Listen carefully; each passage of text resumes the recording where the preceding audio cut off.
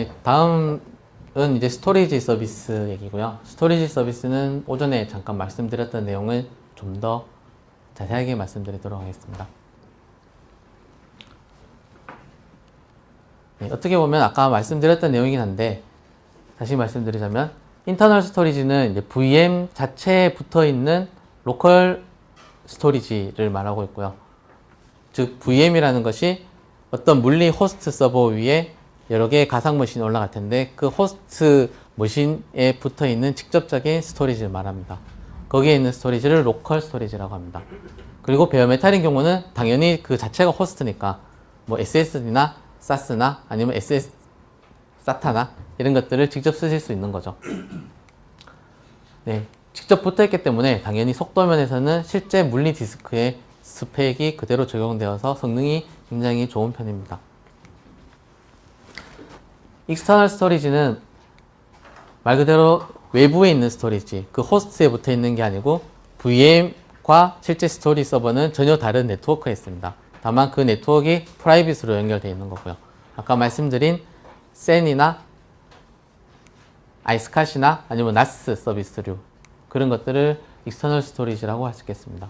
익스터널 스토리지 종류에는 퍼포먼스 스토리지와 인듀어런스 스토리지라는 걸로 나뉩니다.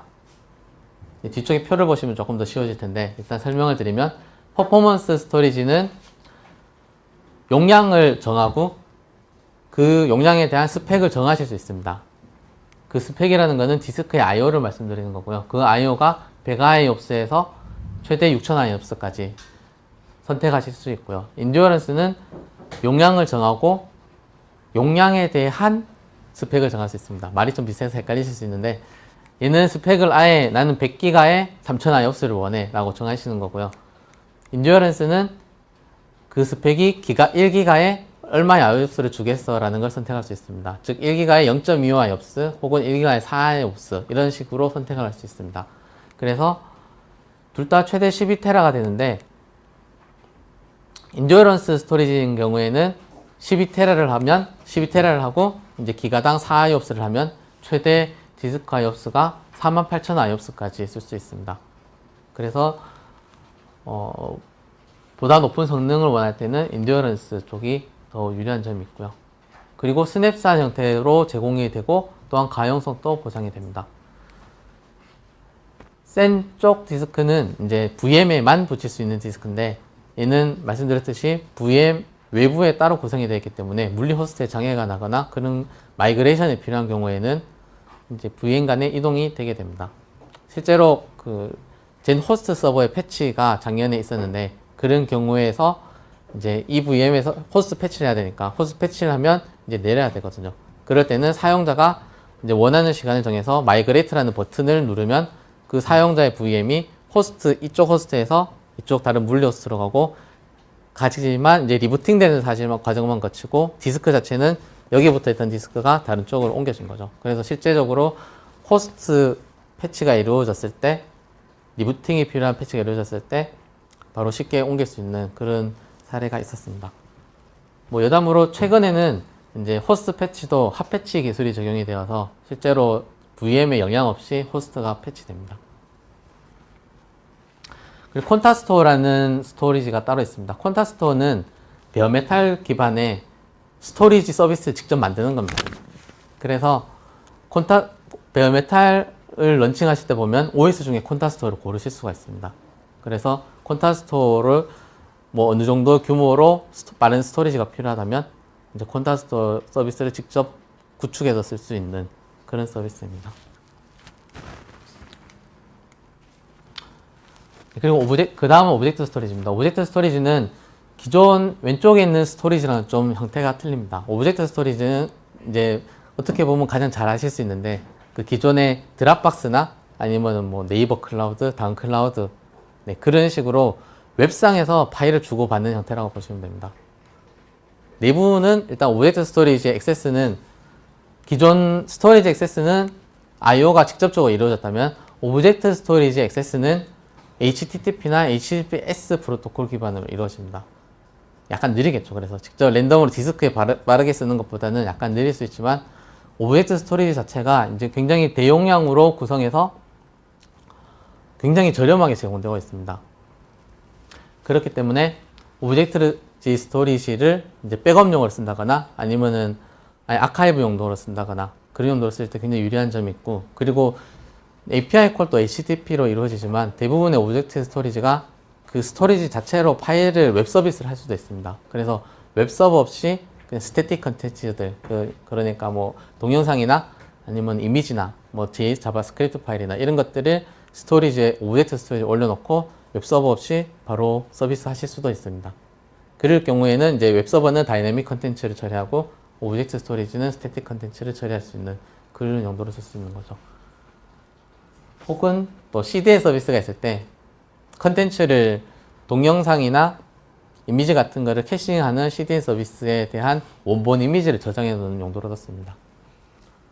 네, 그래서 최근에 굉장히 많이 얘기가 나오는 스토리지고, 이제 소프트웨어인 경우에는 기존에는 오픈스택 스위프트 기반의 오브젝트 스토리 썼습니다. 그런데 최근에는 이제 클레버세이프라는 굉장히 네임밸류가 높은 이제 오브젝트 스토리지 회사를 인수하고 난 뒤에 클레버세이프로 이제 전환하고 있는 추세입니다. 그래서 달라스 쪽 POD나 이런 쪽에 보면은 직접 선택을 하실 수가 있고요. 다만 한국 쪽 POD에는, 저희 판교 POD에는 아직 네이티브로 녹아들어있진 않아서 별도로 주문을 하셔야 됩니다. 네, 뭐 구성으로 보면은 뭐 실제로 이제 로컬 스토리지는 하이퍼바이저, 즉 호스트 기반에 직접 붙어 있는 걸 확인하실 수 있고요. 이건 베어메탈이니까 직접 구성하실 수 있는 거고, 익스터널 스토리지는 내부 네트워크를 통해서 따로 붙어 있습니다. 그 VM이 있고 이쪽에 익스터널 스토리지가 있고 그 사이에는 네트워크로 연결되어 있는 부분입니다. 역시 VM과 오브젝트 스토리지도 따로 구성이 되어 있고 서비스 네트워크를 통해서 따로 연결이 되게 됐습니다.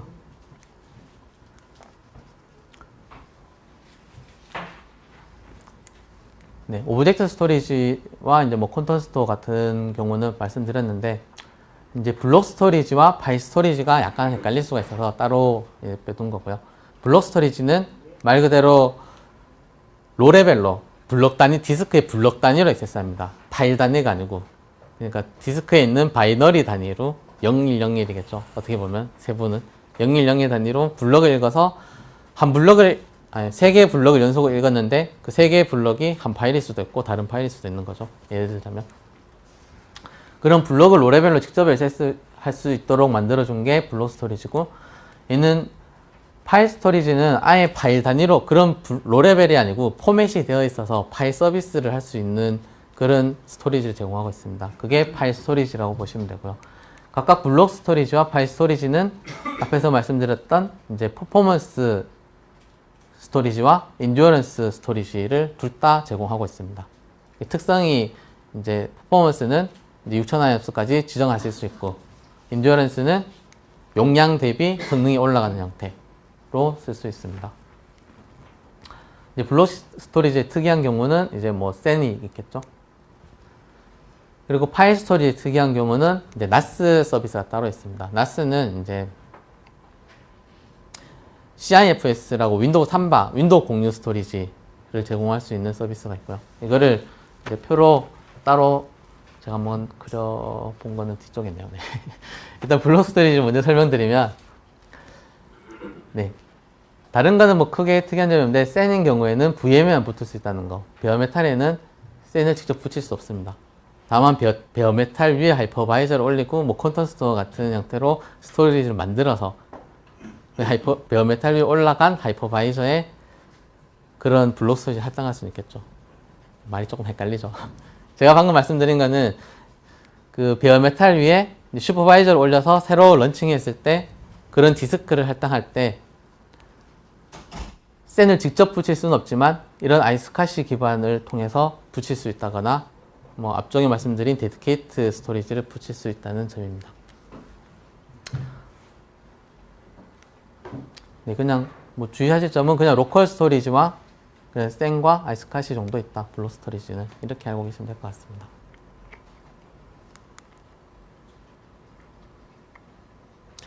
네, 로컬 스토리지의 특징은 아무래도 직접 이 호스트 자체에 붙어 있기 때문에 서버 간에 공유가 안 됩니다. 그리고 서버에 문제가 생겼을 경우에 이 스토리지에 대한 액세스를 잃어버리기 때문에 같이 장애가 나게 됩니다.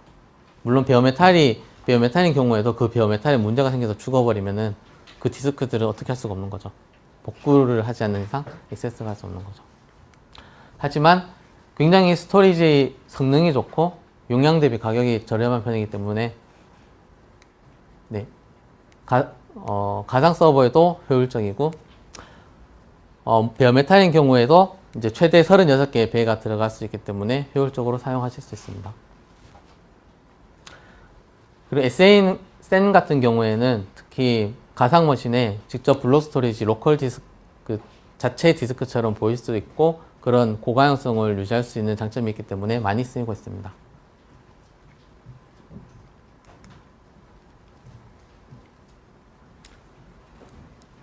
네, SN을 또 추가적으로 더 말씀드리면 앞쪽에 약간 말씀을 잘못 드렸네요. 앞쪽에 로컬 디스크니까 그 로컬 디스크인 경우에는 아까 성능이 굉장히 좋다고 말씀드렸는데 그런 경우에 대한 용도로 이제 효율적이라고 말씀드린 거고 센 스토리지인 경우에는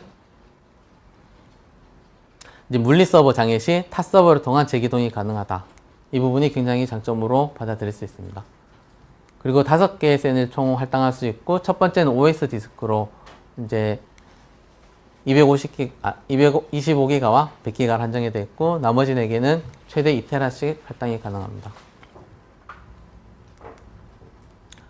네, 실제 할당 가능한 거는 뭐 21기가, 뭐 178기가 이렇게는 안 되고요. 이렇게 가능한 용량이 정해져 있습니다. 10기가, 20기가, 25기가 해서 최대 2테라까지 이렇게 정해진 단위로만 증가가 가능하고요. 블록 스토리지 중에 아이스카시 베이스 스토리지가 있는데 이 부분 아까 말씀드린 것처럼 실제 IP 네트워크를 통해서 블록 아이스카시라는 표준된 형태로 제공되는 블록 스토리지고요. 실제로 장비는 연결해서 보시면은 4뎁 장비로 보입니다. 네, 그리고 그 내부 네트워크인 프라이빗 네트워크를 통해서 데이터 전송을 하므로 데이터 네트워크 통신이지만 그에 대해서 따로 비용이 전혀 들지 않고 역시 퍼포먼스와 인듀어런스 2가지 타입으로 제공해주고 있습니다.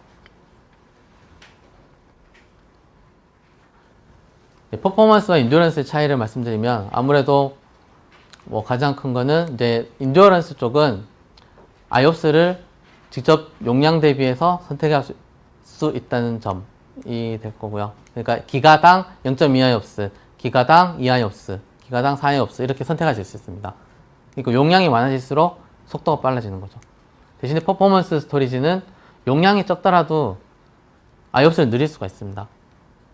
그래서 뭐 100기가에 6000IOPS 혹은 100기가에 100IOPS 이렇게 IOPS 자체를 선택할 수 있는 거고요. 네, 그 인듀어런스 특징이 더 있는데 인듀어런스는 이제 스냅샷과 복제를 지원해 줍니다. 이 부분이 좀 더 특징이라고 할 수 있고 이 부분은 네트워크 스토리이기 때문에 동시 접속이 됩니다.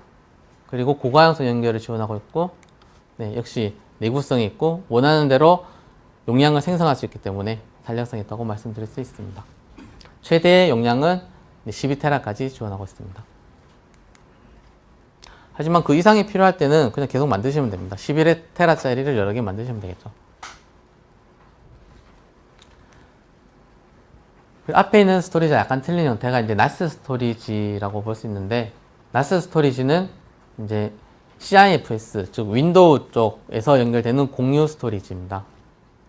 그 프로토콜을 쓰고 있고 물론 리눅스도 산발을 통해서 접근하실 수가 있고요. 네, 뭐 나머지는 비슷할 것 같네요. 네, 파일 스토리지는 아까 말씀드렸듯이 파일 단위로 액세스되는 스토리지고 이제 주로 사용되는 거는 이제 뭐 가상 데스크탑이나 아니면은 빅데이터 분석 쪽, 디지털 미디어 쪽에 많이 쓰이고 역시 파일 단위로 되기 때문에 백업 아카이브 쪽에도 많이 쓰입니다. 역시 특성상 뭐 이거는 이렇게 나눠 놓긴 했는데 그 퍼포먼스 스토리지와 인듀어런스 스토리지의 특성을 맞춰서 실제 워크로드에 맞춰서 사용하시면 되겠습니다. 역시 특징은 블록스와 똑같이 스냅샷과 복제가 지원된다는 점이 있고 이거 퍼포먼스와 인듀어런스와 다른 이제 NAS 스토리지가 있다. 이렇게 보시면 되겠습니다.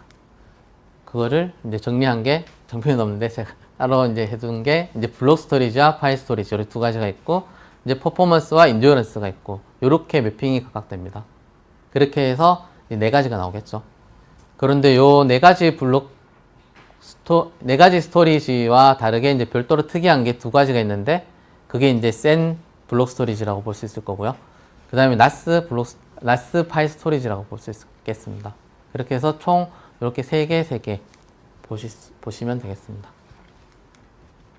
네, 오브젝트 스토리지는 네, 말씀드렸듯이 이제 파일 단위로 그리고 웹 프로토콜 HTTP 베이스로 지원되는 거고 굉장히 비용이 저렴하기 때문에 대용량의 데이터를 저장하거나 아니면 관리하고 혹은 외부로 서비스할 때 굉장히 용한 스토리지 타입입니다. 그리고 CDN의 베이스 오리진을 사용할 수 있기 때문에 CDN 사용 시에도 같이 많이 사용되고요. 스위프트 같으면 최대 5기가랑 센터간 복제가 미지원되는 반면에 이제 글로벌 CF를 쓰시게 되면 보통 ICOS라고 얘기하거든요. IBM 클라우드 오브젝트 스토리지 약자로 ICOS라고 얘기하는데 ICOS를 쓰시게 되면 이제 용량 제한 없이 센터간 복제도 3번을 지원하게 됩니다. 한국, 일본, 도쿄 이렇게 복제를 지원하실 수도 있고 한국에만 두실 수도 있고요. 네, 그래서 그 클레버 CF를 말씀드리면 네, 업계 1위였다고 합니다. 네, 지금 또 그렇게 하고 있고 이제 IBM에서 인수를 해서 IBM 제품으로 아예 들어가 버린 거죠. 특징적인 거는 기존의 오픈 스택 스위프트 인터페이스를 기본 오브젝트 스토리 썼다면은 이제 글래버 CF는 AWS S3 프로토콜을 기본으로 쓰고 있습니다. 그렇게 해서 더 좋아진 죄송합니다. 더 좋아진 점은 S3에 대해서는 서드파티 제품들이 되게 많거든요. 백업이나 아니면은 뭐 직접 윈도우에 마운트하거나 아니면 관리하는 툴들이 굉장히 많이 있습니다. 그거를 그대로 가져와서 쓰실 수가 있습니다. 그리고 나스 게이트웨이라고 오브젝트 스토리지 앞단에다가 마치 오브젝트 스토리지를 그냥 나스처럼 파일 스토리지처럼 쓸 수 있게 해주는 제품들도 있습니다. 그러면 오브젝트 스토리지 용량이 무한대거든요. 무한대의 용량에 나스를 얻을 수도 있는 거죠. 네, 유즈 케이스는 역시 데이터 저장하고 배포하고 DR 백업용으로도 비용이 저렴하기 때문에 많이 쓰이고 있습니다. 네, 그 외 특이한 것 중에 하나는 아까 잠깐 서버 설명 때 말씀드렸던 이볼트가 있습니다. 이건 서버에 이제 백업을 위한 용량이 할당이 되어 있고 이 용량별로 과금이 되고요. 이거는 어떻게 보면 사스 형태로 이제 소프트웨어에 의해서 배포되고 관리되는 서비스입니다. 반면에 아론소프트 백업은 실제 각 서버에 에이전트 프로그램이 설치가 되고요. 매니지 서버가 따로 있습니다.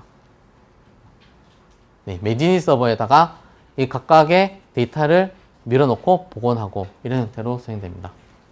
그래서 이볼트와는 조금 개념이 틀리죠. 대신에 비용적인 면에서 아론소프트가 훨씬 저렴합니다. 네, 역시 구성 자체는 이제 퍼블릭도 가능하지만 프라이빗을 통해서 구성되고 있습니다. 네, 목이 자꾸 간질해서 네, 이제 마지막으로 이제 스토리지를 직접 하나 만들어서 서버에 붙여 보겠습니다.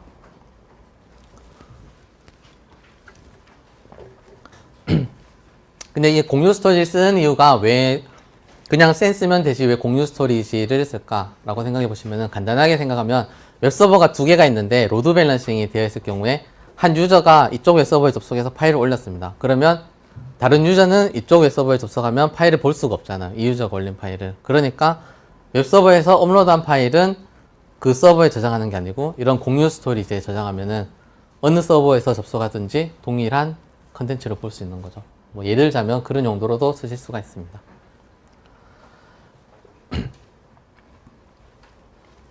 네, 스토리지 서버를 직접 주문해 보도록 하겠습니다. 스토리지 서버는 지금 그 문서에 보시면은 블록 스토리지로 되어 있는데 제가 파일 스토리지로 좀 바꿨습니다. 그 이유가 파일 스토리지는 바로 마운트에서 동작되는 거를 좀 볼 수가 있거든요. 물론 블록 스토리지도 가능합니다만 조금 절차가 많습니다. 그래서 그 내용도 함께 알려드리면서 보여드리겠습니다. 네, 일단 보시면서 같이 따라 보시면 될 것 같아요. 일단 제품에 들어가셔서 제품 서비스에서 스토리지를 누르시고 일반을 선택합니다.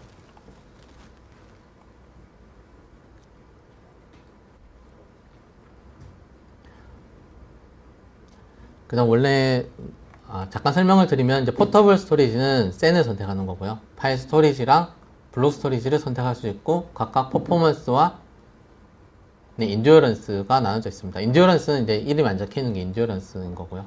그 외에 이제 NAS, CIFS를 서비스할 수 있는 NAS가 있습니다.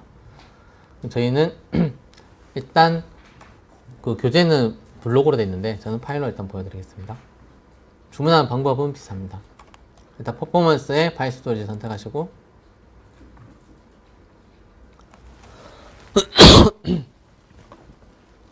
스토리지 용량을 선택합니다. 스토리지 용량은 스크롤 하시면 최대 12TB까지 선택하실 수 있습니다.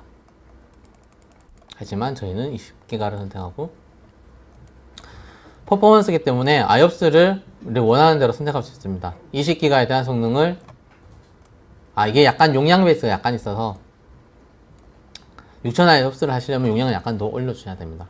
그 최소 용량이 요구되는 점은 있습니다.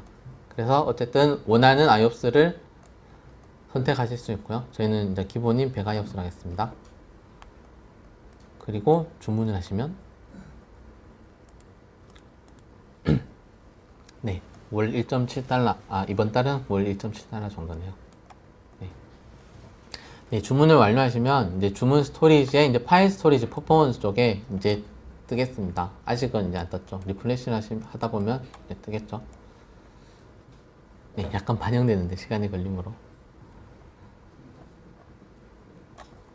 일단 여기까지 먼저 한번 해보시고 계시면 이제 리프레시 되고 준비가 완료되면 이제 이후에 계속 말씀드리겠습니다. 일단 오브젝트 파일 스토리지 퍼포먼스로 20기가에 100 IOPS로 주문 부탁드리겠습니다.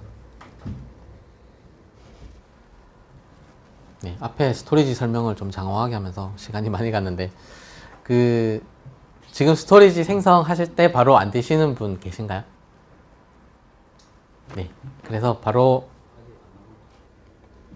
일단 스토리지가 보이시면 일단 스토리지명을 클릭해 주시면 그 세부 설정으로 들어가실 수 있거든요.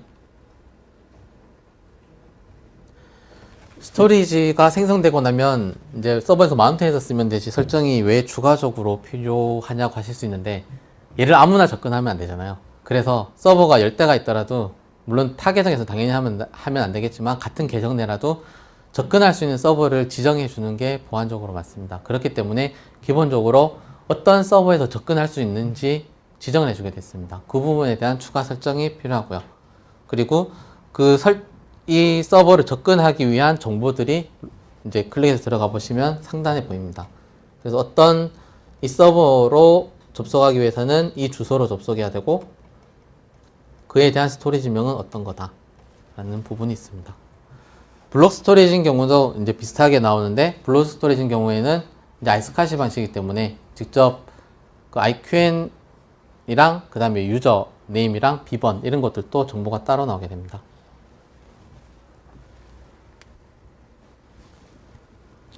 그래서 서버를 추가해 보시면 서버 추가를 클릭해 보시면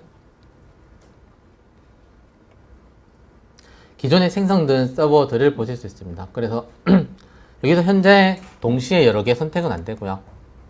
그냥 원하는 서버를 하나씩 웹서버 1번과 웹서버 2번에서 이 스토리지에 접근을 허락할 거야 라는 걸 설정을 해주시면 되겠습니다. 혹은 여러 대를 한 번에 하시고 싶을 때는 우측에 보면은 IP 주소를 선택할 수 있습니다. 네, 이것도 하나씩이네. 네, 여기도 하나씩만 되네요. 네. IP 주소를 직접 하실 수도 있고 서버 리스트에서 고르실 수도 있습니다.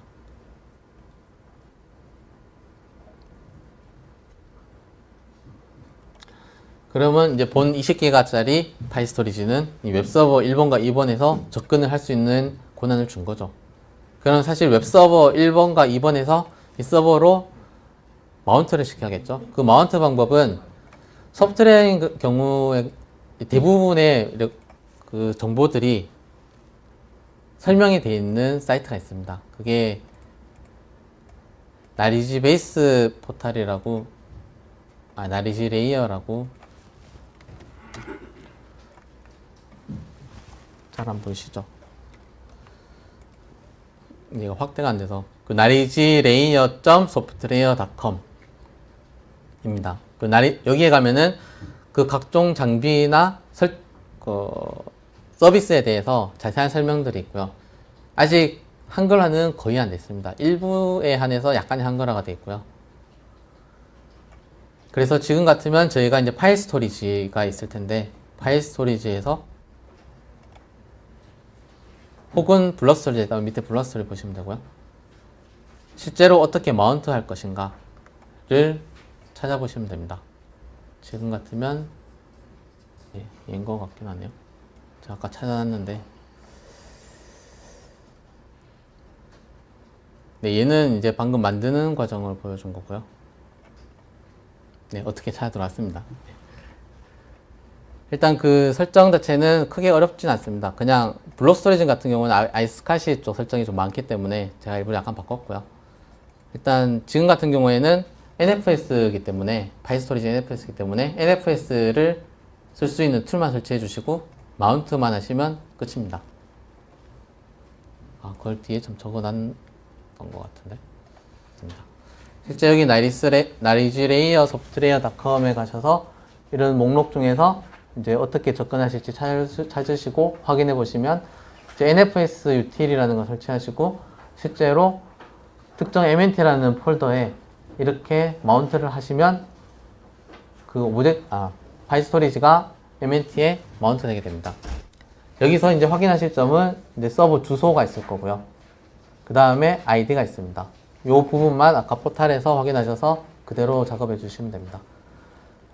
이래 되면 바로 사용하실 수 있는데 리부팅 되면 사라지기 때문에 리부팅 돼도 계속 유지하시길 원하시면 이제 FS 탭을 열으셔서 관련된 내용을 적어 주시면 되겠습니다. 네, 이 부분은 나중에 지금 시간이 다 돼서 직접 해보실 수 있도록 해보시면 될 것 같아요.